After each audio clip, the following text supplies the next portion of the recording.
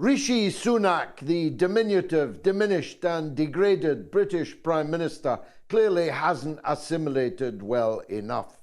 Otherwise, he'd have known that members of Parliament in Britain are chosen by the voters, by the electorate in democratic elections. They are not chosen by little Napoleon stunts outside the number 10 Downing Street, where standing on an exceedingly tall platform, Rishi Sunak lectured the British people on how alarming it was that they had voted for me. And not just in Rochdale.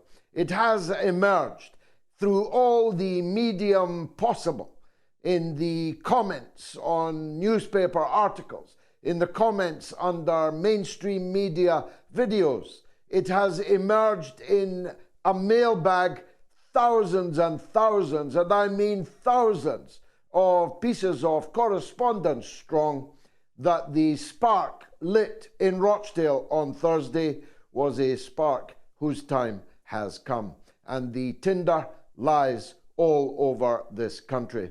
The truth is, when you've got a political class that demonstrably is two cheeks of the same backside, that almost identical Tweedledee and Tweedledum politics, that millions feel locked out of the political democratic process. Usually they have no choice. Indeed, the parties count on them having no meaningful choice, no ability to affect the political direction of the country either way. They count on that.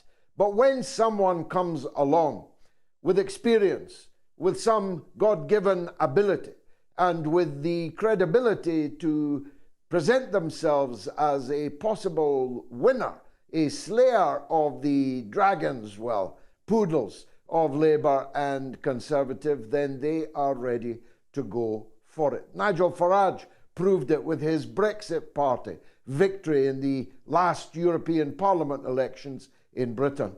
And we proved it all over again in Rochdale on Thursday. When people get a chance to whack that two-cheeked ass, they take it, they do it. And it has resounded, that spanking, all over the country. And I know I can prove that I am going to Parliament overnight tonight with the good wishes, the goodwill, and the high hopes of millions of British people, hitherto unrepresented or underrepresented by the mainstream political parties. A beauty has been born. All is changed utterly. And I intend to drive home the point. I will attempt to rise at Prime Minister's questions on Wednesday. I expect the Speaker will call me, as I'm the Member of Parliament with the freshest and biggest mandate in the House. And I'll be asking both of these twins, these diminutive toddler twins, Sunak and Starmer, if they are listening, if they have heard the British people. Early signs are that they have not. Although I want to throw into the discourse my reading of what is currently underway and the reason why I think the British general election will not be long delayed.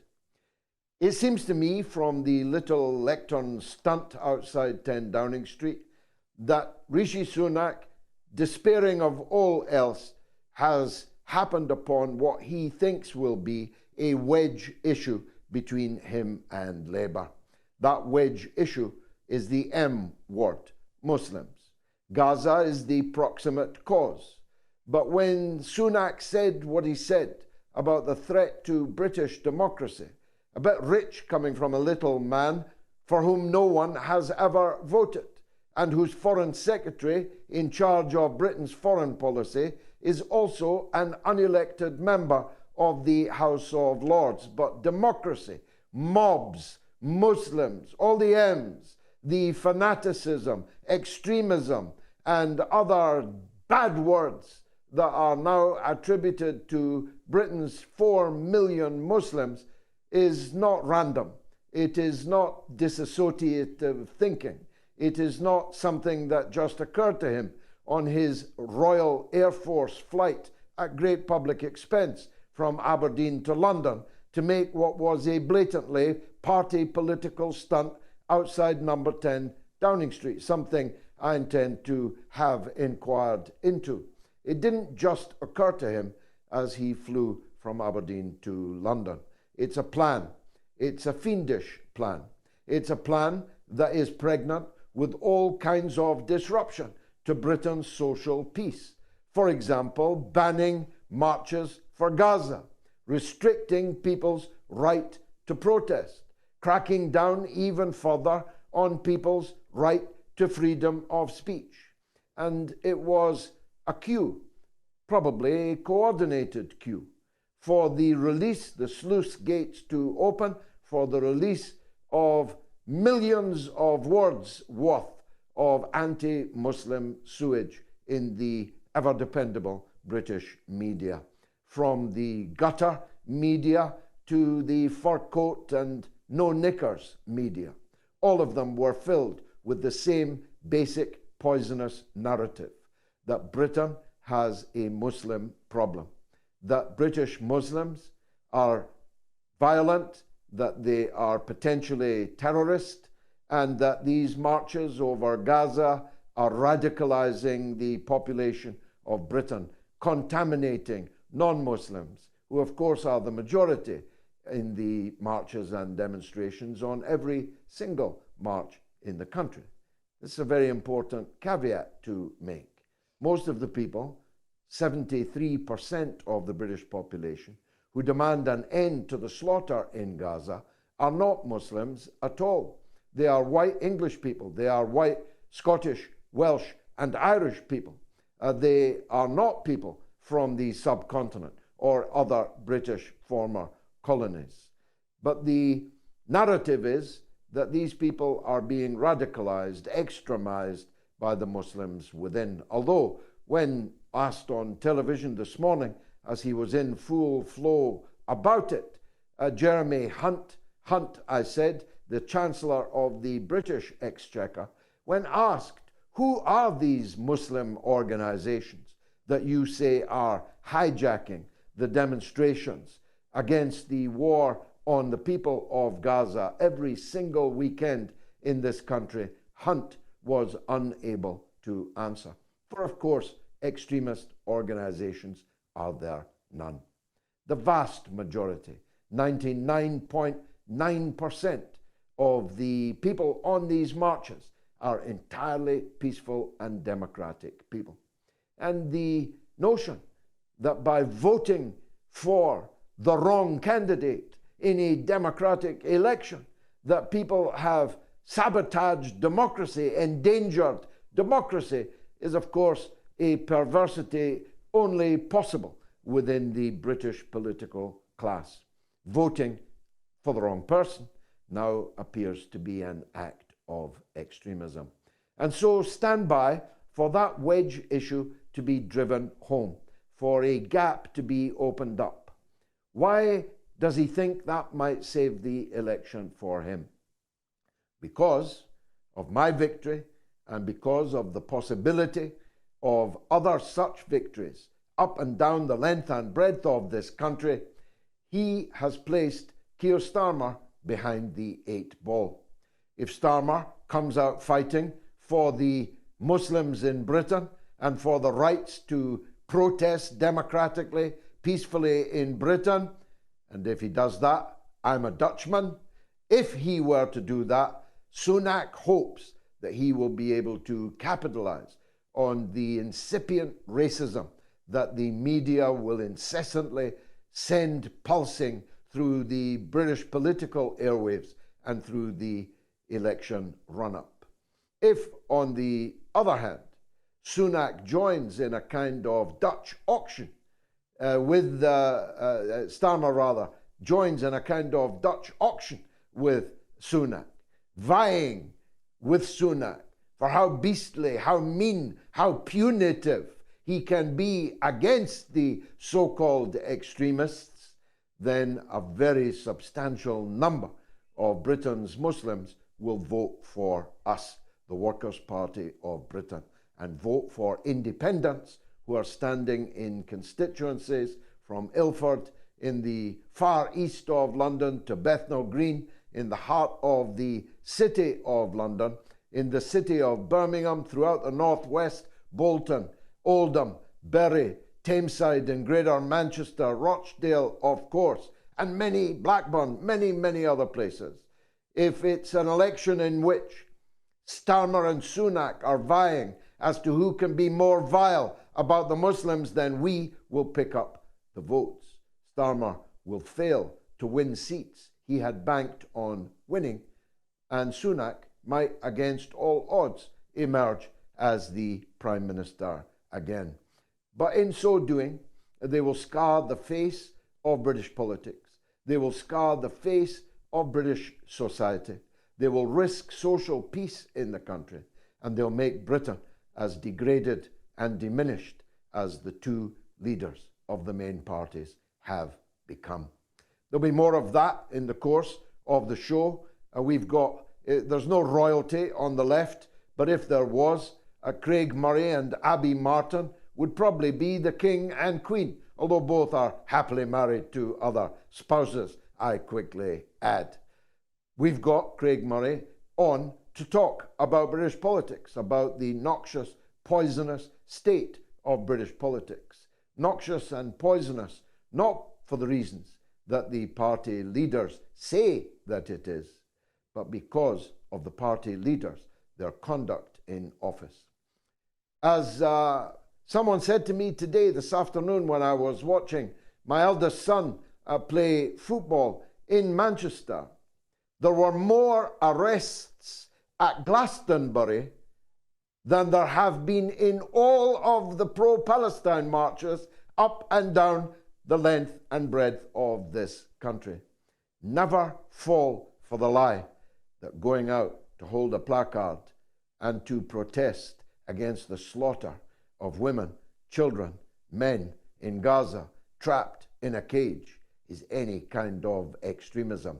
The extremism is supporting the slaughter of the innocents, to which I now turn. I learned from Al Jazeera in the last hour that there has been a second massacre in Gaza, a second flour massacre. A flour massacre is where trucks finally make it into the Gaza Strip and begin distributing flours. Starving people swarm around the trucks in sufficient numbers to be shot like fish in a barrel. It happened last week. It's happened again this evening. I want to ask you if you can imagine a greater act of barbarism than to reduce people to mass starvation, sickness and disease, and then when they finally have the possibility of the flour to make themselves a piece of bread to eat, tanks, shells and machine guns open fire upon them. I want to ask you if you can imagine what it must be like to be a supporter of this barbarism.